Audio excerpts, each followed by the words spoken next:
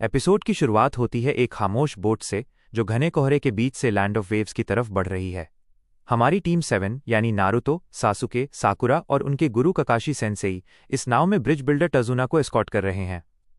लेकिन माहौल में बहुत टेंशन है। ककाशी शांत तो दिख रहे हैं, पर वो ताजुना से सीधे शब्दों में कहते हैं, ताजुना-सान, आपने हमसे झूठ बोला।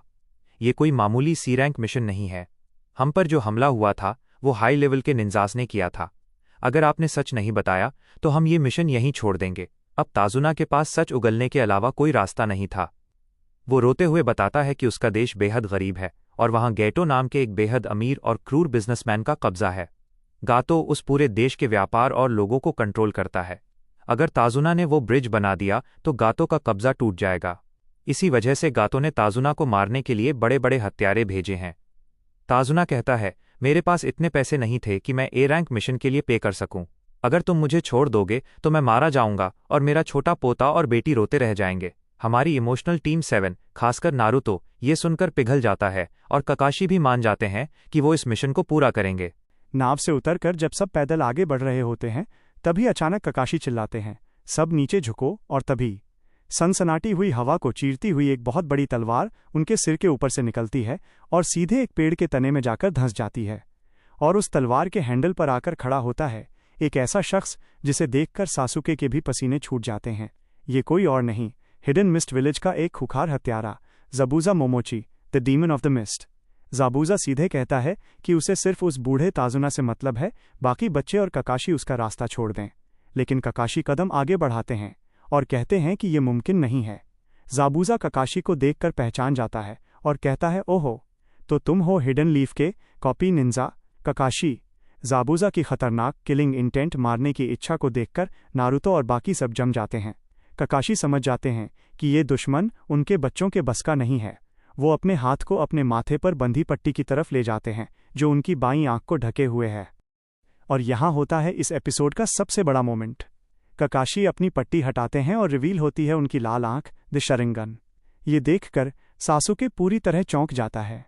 उसके दिमाग में एक ही सवाल घूमता है, शरिंगन तो सिर्फ हमारे उचिहा क्लैन की ब्लड लाइन लिमिट है, तो इस ककाशी के पास ये कहाँ से आई?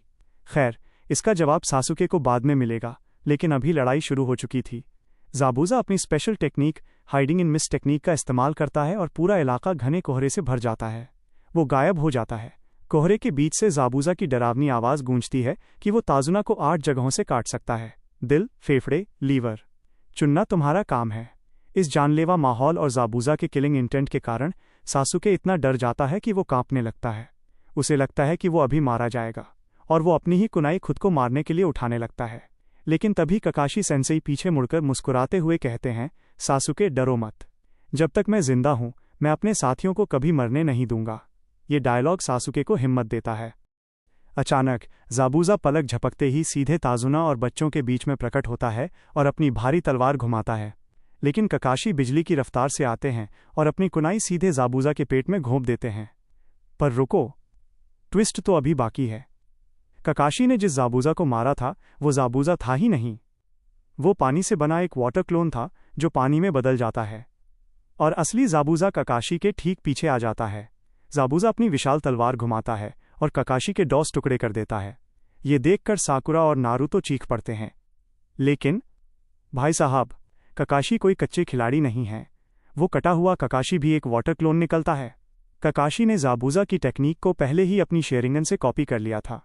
अगले ही पल असली ककाशी ज़ाबुज़ा के पीछे प्रकट होते हैं और उसकी गर्दन पर कुनाई रख देते हैं।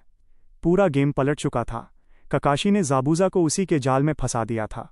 तो दोस्तों, यहाँ पर हुआ एपिसोड ख़त्म। मिलते हैं अगले वीडियो में, तब तक के लिए सायोनारा।